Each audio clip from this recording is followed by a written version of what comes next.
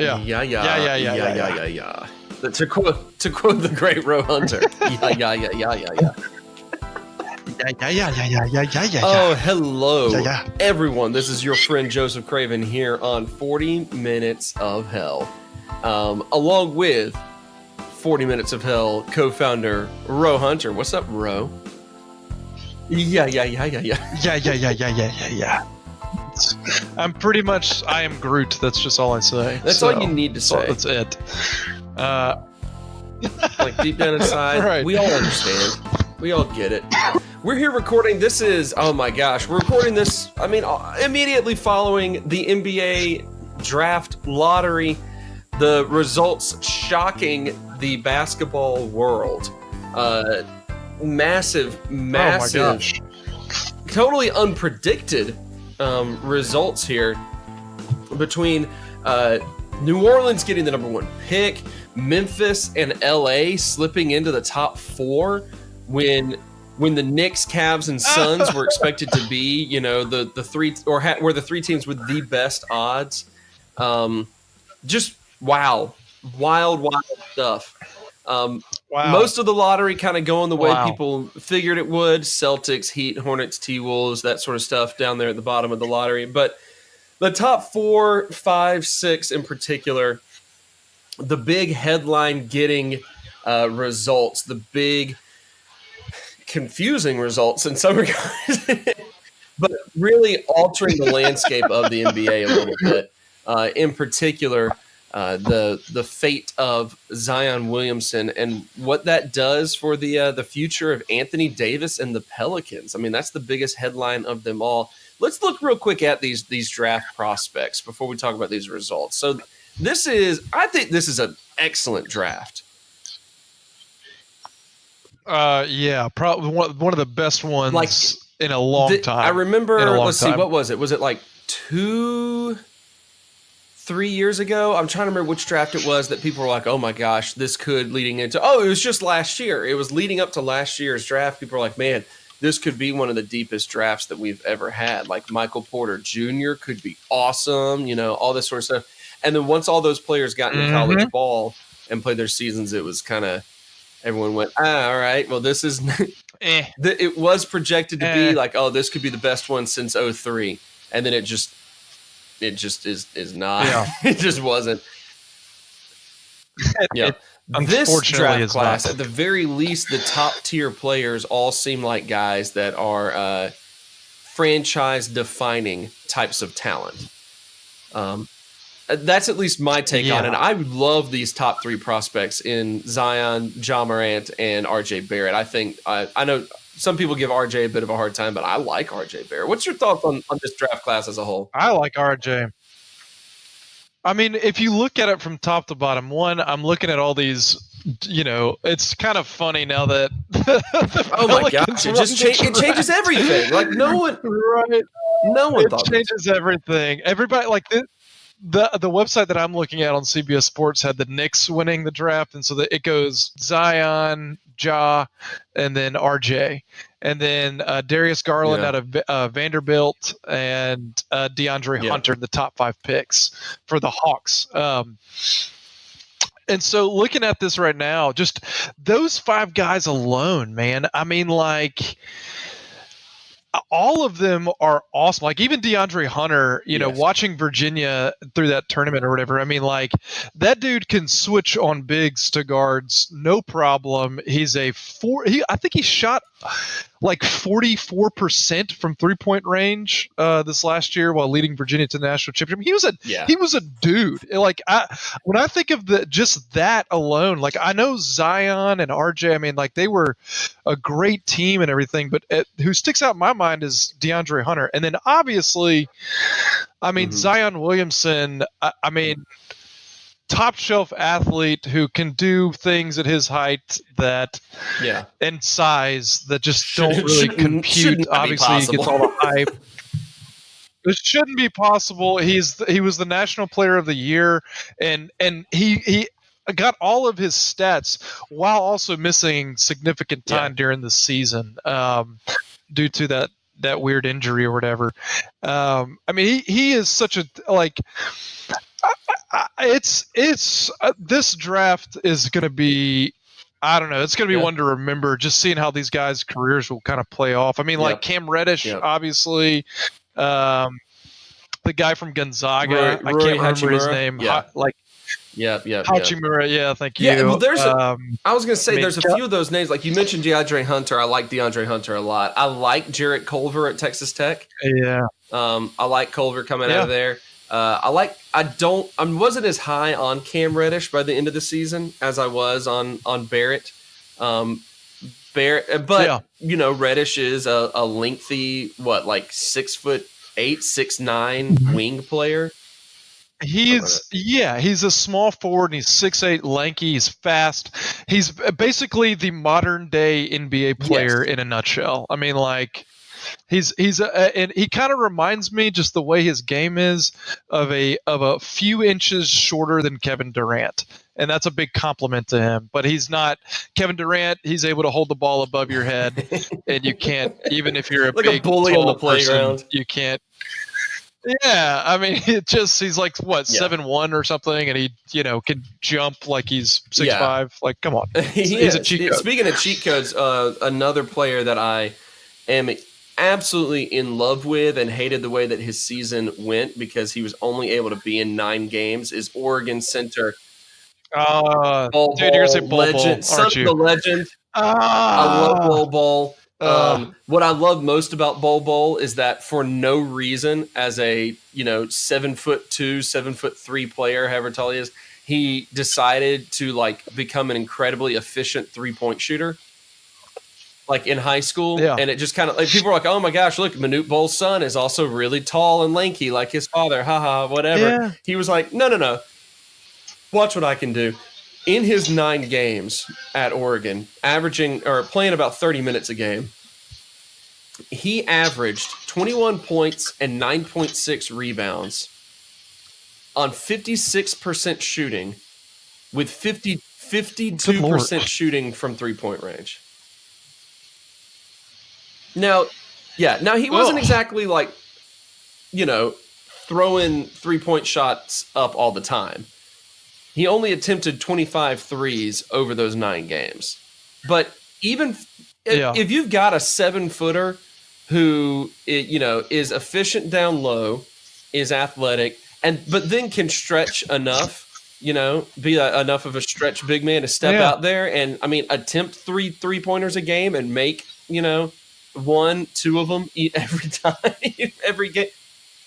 Yeah, dude. He's just going to get better at that, more confident in that. So I like Bol Bol too. There's a lot to like here. Kobe White from North Carolina. We haven't even talked about him. Kevin Porter of USC. Oh my gosh. I know. And then don't forget, all our boys representing the SEC and Keldon Johnson and Tyler Hero and the University of Tennessee guys, who to me just are the same player in Grant Williams and Admiral Schofield. There's no difference there between Grant Williams and Admiral There's Schofield. Literally no difference. They're the same person. All right, let me ask you an all-important question. Do you care at all what position people try to give Zion Williamson? No, I didn't know. Why? No. I it's the same way I feel about giving LeBron James a position in basketball. It's like he'll play whatever he wants to. And that's not, especially saying that with Zion. Bro, watching that kid play all year against elite athletes in college basketball, why would anyone think that this dude is going to fail at the next level? He took over games without really trying. I shouldn't say without really trying. That's not really fair. But they label him as a power forward. But in what area? Just put. They label him as a power forward because I guess of his size. Well, and I strength, guess because if I had to guess, it'd be because Cam Reddish was a true wing player in his style. You know? And he's the other small forward, so yeah. And I guess with Zion's weight, he literally weighs more than Boban. Right. So that puts him in that next level. But that's the thing. You watched him all year long. Did you ever really see Zion get gassed? Did you ever really see him get really exhausted. Mm-hmm. I never saw his conditioning or that weight really be that much of an issue. You know, all I saw was a big, fast, explosive, way too nimble of a creature to like be playing basketball at that level. And now, I mean, you look at like the position for the Pelicans right now. My God, dude, what do you do? Like, it's a no-brainer. You draft this dude. You definitely do. If you trade this pick away, I will renounce my Pelicans fandom. What if they trade if they trade it for LeBron James? No, if they trade it for no. LeBron James and the Lakers number 4 pick. I still say no. I'm the reason why is mostly because what New Orleans' big problem. Think about this. They've had Anthony Davis, who's he's one of the best basketball players, not just in this generation, but like by the end of it, he'll be one of the best basketball players of all time. New Orleans, with a talent like that, they still don't get enough representation on a massive scale. With a guy like Zion Williamson, I mean, homeboy coming out of high school has 2 million followers on his Instagram before he even got to Duke. You know, I don't know what it is now, but like that type of publicity, that type of star power, bro, it doesn't matter. You know, like trading him away is like trading away. It'd be like giving away literally a winning lotto pick when you're doing the Powerball and you get the Mega Millions. It's like, okay, well now New Orleans struggles as a brand. There's been talks of the team being sold with a guy like him. If they're able to make this kid feel at home and they don't treat him like, I don't know, Boogie Cousins or Rondo or somebody like that, that changes the whole landscape of what you're going to do. Look at this backcourt next year.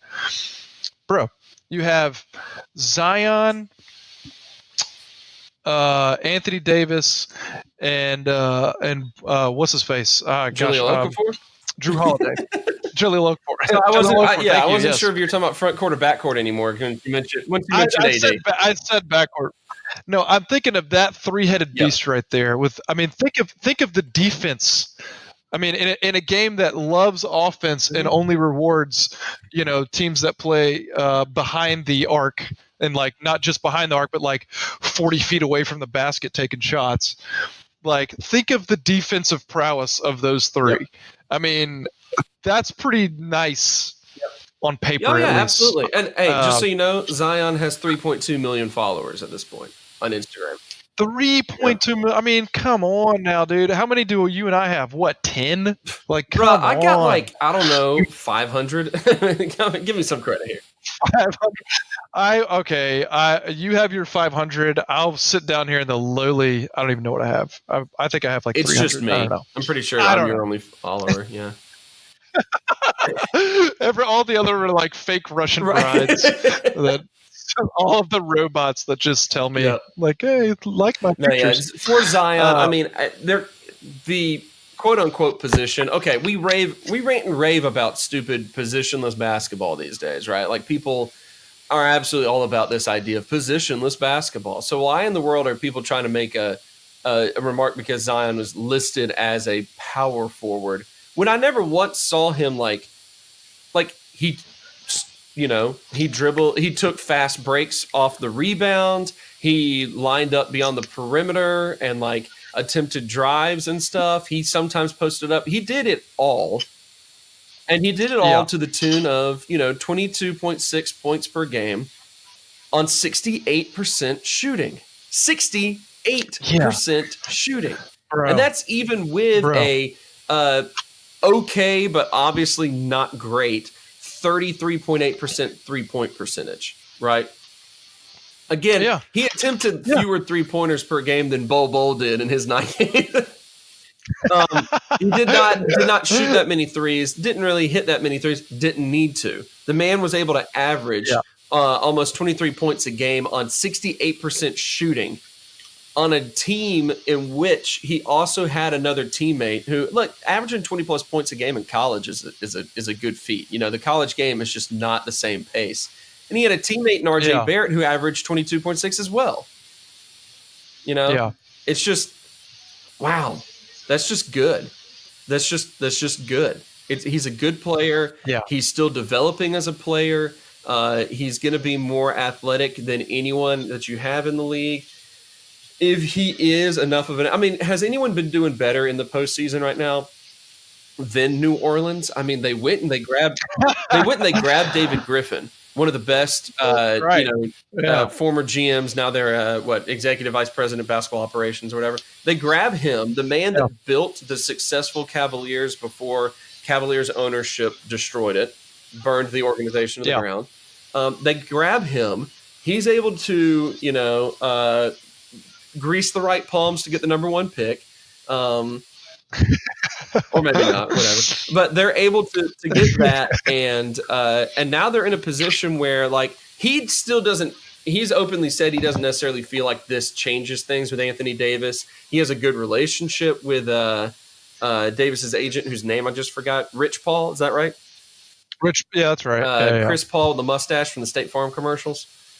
He has a good relationship with him. He doesn't feel like it's going to change with Anthony Davis, but it might. It might honestly. But like you were saying, what you we've said a whole lot, either on the podcast, in person with each other, playing 2K, whatever it may be. Man, the Pelicans badly needed a good wing player. Oh my God! And seriously, this is something now that Zion can bring to them. Now they need to find, some 3-point shooting to improve as a team, but they have their guy there. Now it makes you wonder if it makes it more appealing for some of the top free agents in the next class. That's what I was just about to look up, because that's where my head was going to. Like, which free agents? I mean, you have Kyrie. Yeah. You have, the big ones obviously are the player options on Kevin Durant and Kawhi Leonard. Those are the big two. Right. Like, would they consider, ditching their option to test the market? Kyrie has the option as well, but Kemba Walker's unrestricted. Klay Thompson's unrestricted. Jimmy Butler can opt out. Tobias Harris is unrestricted. Chris Middleton has a player option if he wants to try to make that free agent money. He can. There's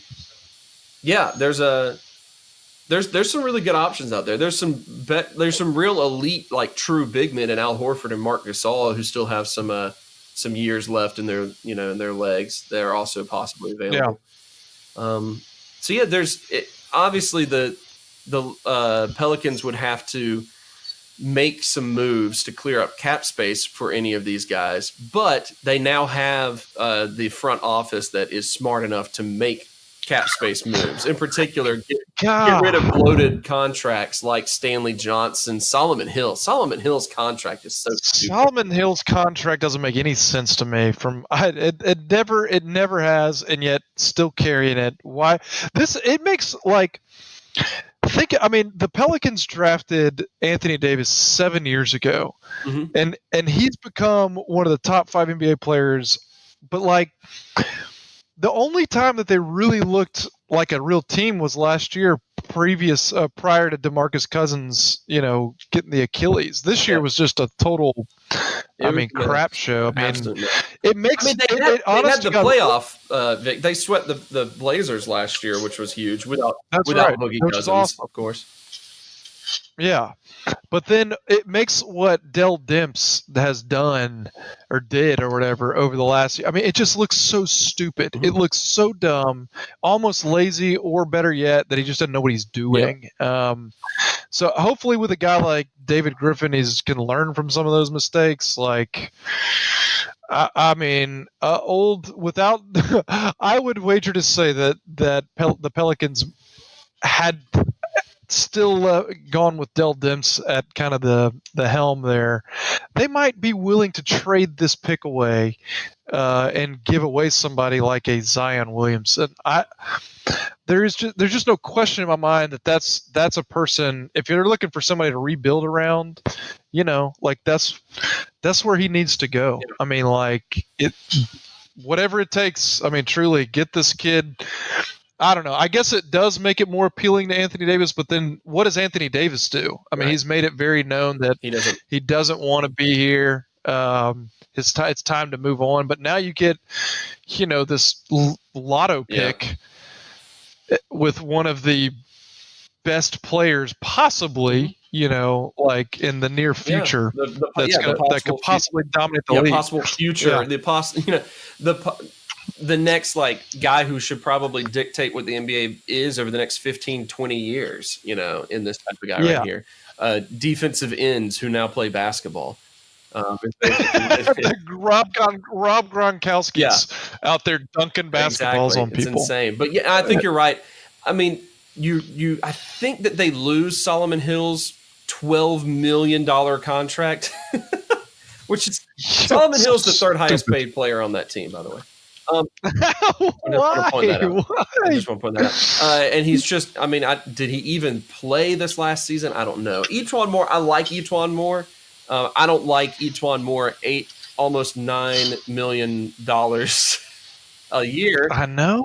I don't like him that much. Julius Randle, great signing, worth every penny. Markieff Morris is sucking up $8.5 million. Jason Smith, $5.5 million. I mean, there's a lot of money that can be cleared here. I'm going to ask you this before we maybe move over to move down the line a little bit to some of the other teams and their possibilities now in this outcome here. But if you've got Zion off the board, that's the obvious choice for the Pelicans. What would be the most outrageous scenario you can think of that would involve a potential trade or roster decision in general? Do they if they pick Zion and they get, they trade Anthony Davis for all the other picks in the draft? What's the most ridiculous scenario you can think of right now? So looking at it right now, think about this. Okay. The Pelicans are sitting pretty good in terms of what they're able to do because they still have the rights to Anthony Davis, so they can trade him away. And now you think about this, right, with some of these other teams that could desperately use an Anthony Davis, regardless of where that dude wants to go. Basically, the Pelicans he wants to go to LA. Nah, bro, we ain't doing that. No way. We're going to send you where we want to go. So think about this. The best move Dell Demps ever made as a GM was trolling the Los Angeles Lakers. That was hilarious. So true. So true. So I could the craziest thing is if looking at this right now, let's say for teams that are in desperate need of Anthony Davis, that would be the Knicks. That would definitely be the Suns. That would most certainly be probably the Wizards, which I think that's where he's from. He's from Washington. Isn't that right? Isn't he from the Washington area? Or am I just making that up? I think you made that up, but I will do a little fact check right now. No, he's from Chicago, Illinois. He's from Chicago. Yeah. Okay. He's from Chicago. Okay. I don't remember that off the top of my head. I think he's got Chicago-themed tattoos. Really should have known that one. I don't know. It's one of those things where whatever. And then and the Hawks as well. So looking at these, I could easily, the craziest scenario is having some type of, anybody from those teams, right? So we'll trade you Anthony. It'll be like for the Suns. We'll trade you Anthony Davis for Devin Booker, right? Plus your most recent draft pick. Where did they fall? Where did the Suns fall? The Suns landed in the sixth pick. Yeah, they have the sixth pick here this year, and of course they just had DeAndre Ayton, who I'm a big fan of as well. Yeah. So here's what you do, right? So you the crazy scenario would be something like that, where it's all right, we'll dangle this Anthony Davis thing from you, but you're gonna have to be giving us also Ayton as well as Devin Booker and all of that kind of stuff. Everyone you have. Thank you. Pretty much, plus your 2 picks, because that's just how much of a difference maker Anthony Davis is. I mean, Anthony for the last 7 years has done everything for the Pelicans and kept them afloat and kept them in winning seasons when, Lord, it kept them in playoff contention. Yeah. Going at least getting them, willing them there, kind of on his own shoulders. I hate saying that crap because that's what all the talking heads do. But I mean, with the Pelicans, we're both fans and we watch them a lot. That's a true statement. I mean, he's basically the team. So that's what you would do. You keep your number 1 pick and you don't let go of Zion. And if Anthony Davis doesn't want to be there, then you start making crazy deals like that. And one of these teams is going to do it. I mean, the Suns would definitely do something like that. They're so desperate. And wouldn't that be crazy? I mean, like getting some type of insane Devin Booker contract, which that would most certainly cure the whole 3-point thing there. Yes. Oh my gosh, whatever. What's your biggest need? 3-point shooting? How about the one of the best shooters not named Curry? Right. Yeah. Be absolutely huge. Yeah, but then the other crazy scenario too, like you said a minute ago, like I wonder if some of these older guys that are in free agents right here, that like they look at a guy like Zion. I mean, do they want to kind of hitch their wagon to him? I mean, like is like a guy like Klay Thompson kind of joining the Pelicans? Yeah. I mean, like that kind of takes them to a whole different level too. Plus, then what happens if that before Anthony Davis makes a move or anything, and Klay decides, I would like to go to the Pelicans and be a part of this crew.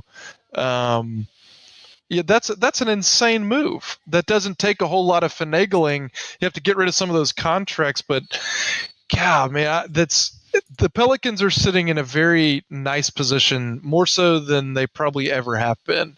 I just hope they don't screw it up, Yeah, exactly. I mean, speaking as a fan, hope they don't screw it up. Trying to speak as like a podcaster trying to remain unbiased or whatever. I also hope they don't screw it up. It'd be nice for them to show after a period here in which their biggest star said they care more about football than basketball, and it shows for them to say, hey, you know what, we care about this team as well. Because they've been doing all the right things so far. Ever since that popped up, Gail Benson as an owner has been very vocal about, okay, no, I do care about this team. She's been more visible at team events. They went out, they hired David Griffin. They did all the right things. Hopefully they do the right thing here. The most ridiculous scenario I could think of, if you're going with one where they keep Zion and like trade AD, my ridiculous scenario is they trade the number 1 pick to the Lakers for LeBron James. All right. and shed most everyone else and attract Kawhi Leonard to come to New Orleans. Oh my God. That's my most ridiculous scenario, is that they all of a sudden they scrap everybody. They might have to sacrifice Drew to make all this work. I'd hate it. But if you have a chance to, take a team and go, all right, AD, LeBron, Kawhi together at last. Bro, that'd be my most ridiculous scenario to play with this one. So that's what I would go with here. All right, let's move on though. I mean, obviously that's the biggest story in things right now. But behind them, the next couple of picks land some possibly big-time, game-changing, program-changing players. Memphis Grizzlies. Interesting, you have a division rival of the Pelicans ending up with the number 2 pick. I know. I forget what their odds were going into it, but they ended up moving quite a bit up. Last year, the Grizzlies landed high enough to pick up Jaren Jackson Jr., which is a fun name to say, actually. I believe he was, the 4th pick overall, so the Grizz back in the lottery again. They've been trying to move players away. They've been really going into the scorched earth, complete rebuild type of mentality. The only player really still hanging around is the always underrated Mike Conley Jr. The guy with who once was known as the largest NBA contract of all time. Yes, it has barely been beaten out, but it has been beaten out at this point. He is signed for the next several years for a contract going up into the $30 million range. $30 million next year, 32. $30 million this year, 32. Oh my God! In the 1920 season, and then a possible early termination amount of $34 million in 2021. Bro, that's so much money for one guy. So they have to tank and build through the draft because they don't have the ability to go after any free agents if they still got Mike Conley's contract sitting around. Yeah, they picked up Jaren Jackson Jr., a player a lot of pundits were really high on. Didn't necessarily have a groundbreaking season in his first year in the NBA. Only played in 58 games, 13.8 points per game and 4.7 rebounds per game, which is not ideal from a 6'11", 240-pound post player. Right. Yeah. But they have the number 2 pick here, and odds are they're going to be aiming for the Murray State racer, Ja Morant. That's the general consensus here. Really, I can't tell you how much I love this kid in Ja Morant. Do you think that'd be the right pick, or would you go with RJ Barrett in the number 2 spot? Look, if it wasn't for Zion Williamson, I mean, heck, the logo himself has reportedly said that he believes Mormon is the best prospect in the draft, outside of the presence of Zion Williamson. And he's intriguing for a lot of different reasons. I mean, I watched him play a little bit this year, and then in the tournament too. Like he's incredibly difficult for opposing guards to kind of keep out of the lane. I think with Mike Conley, Mike Conley is the guard, the point guard, and all this kind of stuff. But I think that would be pretty interesting of them playing off one another. I think that would be Mike Conley, he's best known for, his understanding of the game and just making the right decisions. He's kind of one of those guys, like a Jason Kidd kind of player. I don't know if this is still true, but as of like 2 years ago, Conley had never gotten a technical foul. Really? I didn't know that. Wow. In his like almost decade-long career. Yeah. Yeah, I did not know that actually. Mm-hmm. Yeah, I mean, like last year, he played in most all the games and averaged 7 assists a game, 22 points a game, 3 rebounds. I mean, he is kind of a huge focal point of their team. With a guy like Ja, which I love that name, by the way. Yes, I know. I really, from a good deal of the season before I actually really watched him play and looked him up, I thought it was J.A. Morant. I thought it was like initials. And then I was watching and I was like, oh, I'm an idiot. Yeah.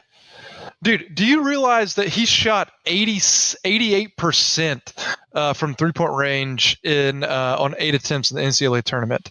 I mean, he's a great shooter. He's capable of that, but that's not what he usually has been asked of him to do at Murray State. He led the nation in assists. Yeah. Led the nation in assists. As also a guy who was known to just dunk on anything and everything that he could. Right. I mean, he's a very electric player. I don't know who else they would take right here. I mean, he's a great. He's the best prospect outside of Zion, and not far behind him is RJ Barrett. Yeah. And so, like, man, that's just one of those things with those two. I think I kind of do agree with old Jerry West himself that just watching the two of them play, Ja seems a little bit more comfortable in his role with the ball. He seems like he's got that ability to take over games. I never really saw that with RJ Barrett this year. Maybe that's the system they run at Duke. Maybe that's kind of what's going on. I mean, I still think RJ is going to be if you look, his mentor is freaking Steve Nash. So like, right. I don't care. Like, look, the kid's going to be fine when it comes to the NBA. He might not be this prolific Steph Curry type individual or whatever, but man, I think they have to draft Ja Mormont. I keep saying Mormont after Game of Thrones. Morant, John Morant, Mormont. Mormont. Yeah. I love it. Mormont. We'll get your thoughts on the current season of Game of Thrones before the episode's done. Yeah, I mean, the problem here is I think the Grizzlies would have been perfectly fine landing in the 4, 5, or 6 spot. Yeah. And keeping Conley around, but drafting more accessory pieces like maybe a DeAndre Hunter, maybe not with Jaren Jackson there, but maybe a Jarrett Culver or a Cam Reddish. Someone with a little bit more on the wing or a little bit more perimeter touch. Now they're kind of stuck in it's a good place to have either John Morant or RJ Barrett there.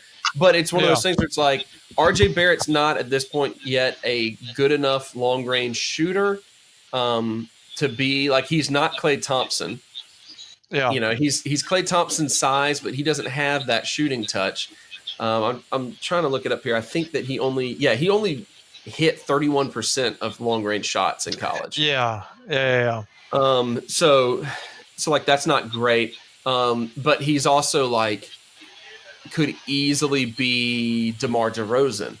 He could easily be DeMar DeRozan. It's that sort of thing. Like, do you want to go with that? Would he fit well with a true point guard like Mike Conley? Would you want to go with Morant, who is a point guard, works best with the ball in his hands, but is a completely different style of player? That sort of thing. It's kind of a weird situation, I feel like, with Memphis. Like, I feel like they would have been fine being lower and getting a different accessory player than having to like be forced to draft an incredible future star. Yeah, it's a weird place to be. You know what? Hey, I'm going to say what they do, what Memphis does. They're going to shock the world.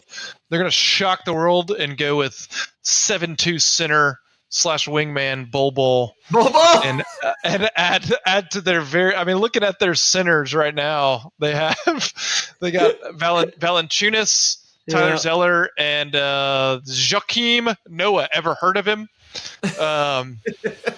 Never heard of him before. So that's I know they've moved away from the old grit and grind of the old Memphis Grizz, and I don't know what type of style of basketball they're playing now, but that seems to be kind of those three guys, that's your depth at the center position. Color me not impressed. I know, seriously. I think that's one of the reasons why they went with Jaren Jackson to bring in like a more athletic, faster paced type of guy who was not Marc Gasol, who, God bless him, was just I've never seen him do anything that looked fast. Like him at full speed looked like a slow motion highlight. So I think their best option, if they're trying to get away from grit and grind, like it seems like they are, their best option is to draft Ja and probably look to maybe ditch Mike Conley while he still has value and continue this complete overhaul that they're doing. It's like a slow paced, very slow burn, version of what the Celtics did a few years back. Pretty much. That's pretty much it. That might be the best thing that they can do. I'm trying to think of like a really ridiculous scenario. But I think what you just said is the best and most ridiculous scenario is them drafting Bol. They just shock the world and be like, well, we need a center. So the first center that you see on the list of available players is Bol. Who's coming off a foot injury, and he takes threes and he's lanky. There you go. That's exactly what they need to do. I love it.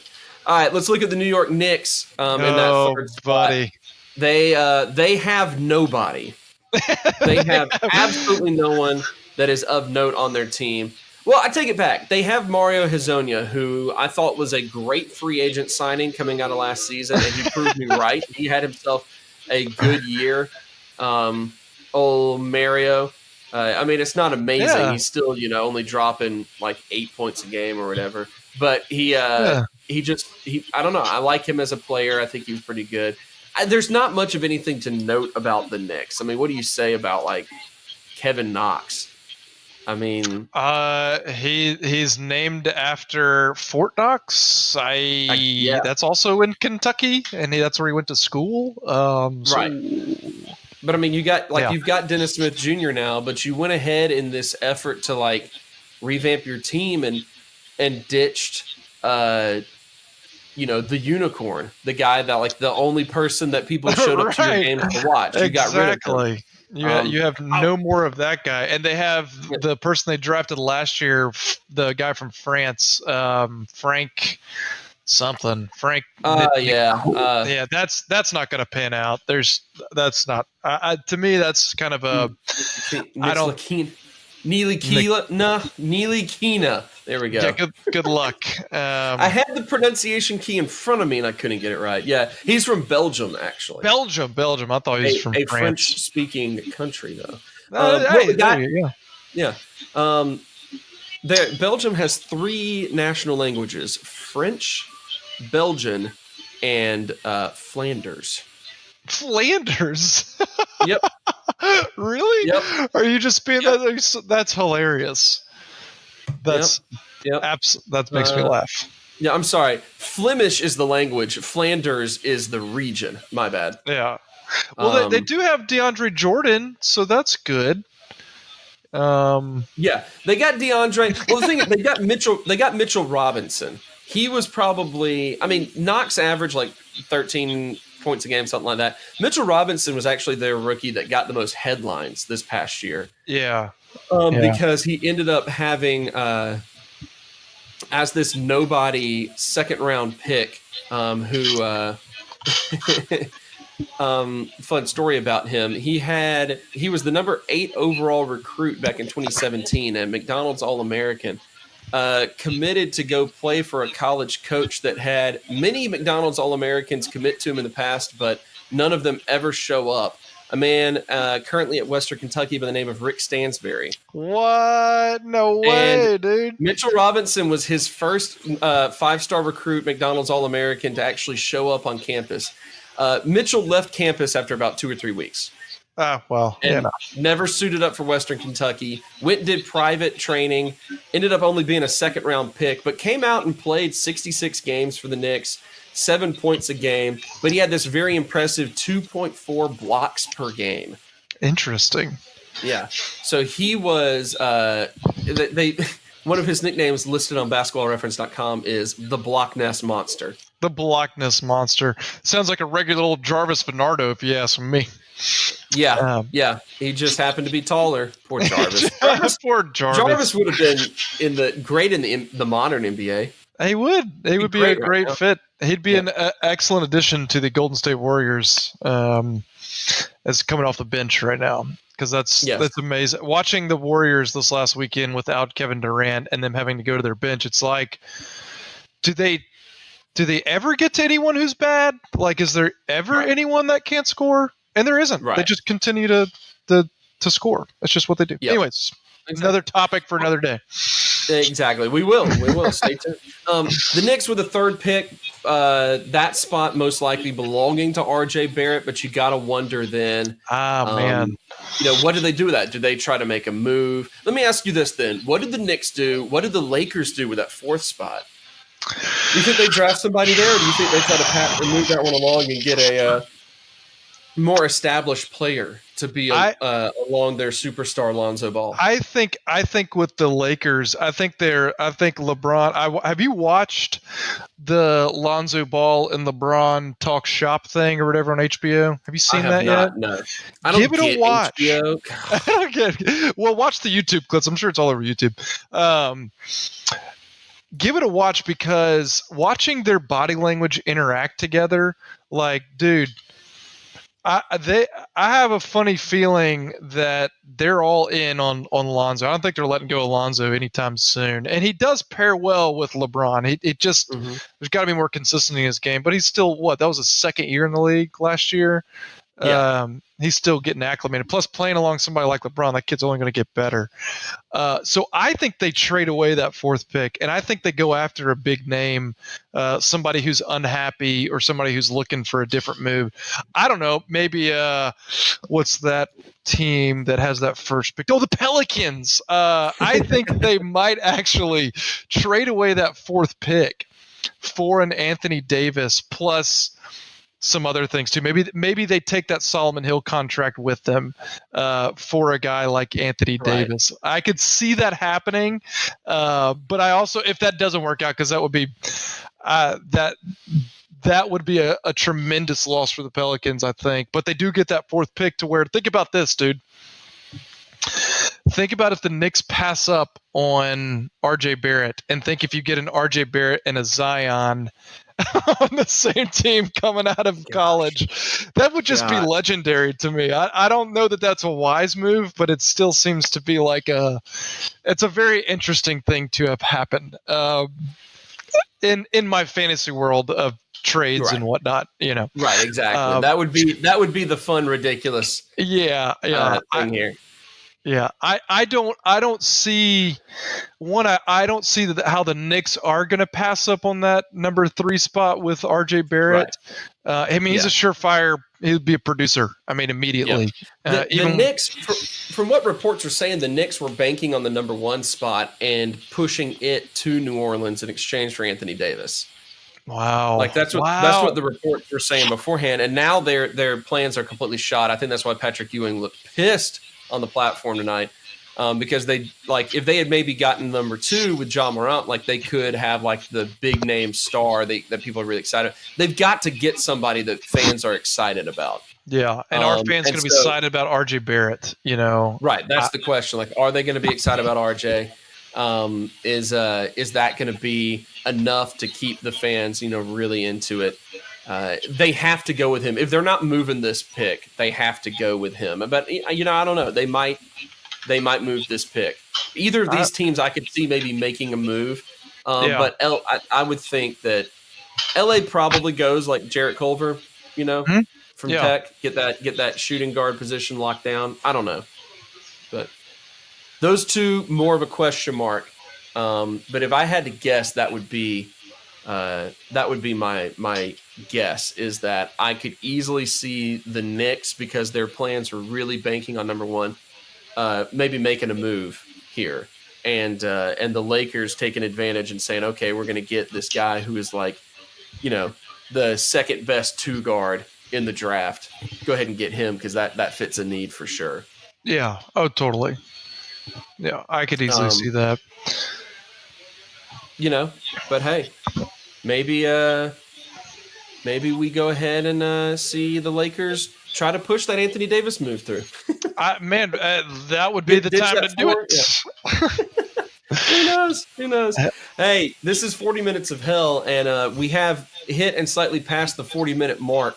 So we should probably wrap up this episode here. Oh God, we've already had 40 minutes, man. Just so many scenarios that you got. To predict what these teams are going to do. It's oh my gosh. I know. It'll be interesting how it all plays out. But yeah. Yeah, exactly. I'll tell you what we're going to do. I'm going to strike a deal with you where we're going to wrap this episode up, this immediate reaction episode to the draft lottery. We'll wrap it up now. But we're going to go ahead and maybe record a little playoff talk episode now that we are in the conference finals. And hey, maybe throw a little bit more draft talk into that episode too, just because we can. Playoffs? Playoffs? Playoffs? We didn't do diddly poo. All right, that's going to wrap things up. Ro, thanks for everything. I'm always here. Always? Sounds a little depressing, but it's true. Yeah, it did. Wow. Way to bring everyone down. Well, I'm your friend Joseph Craven, doing better than Ro Hunter. We'll see you next time on 40 Minutes of Hell.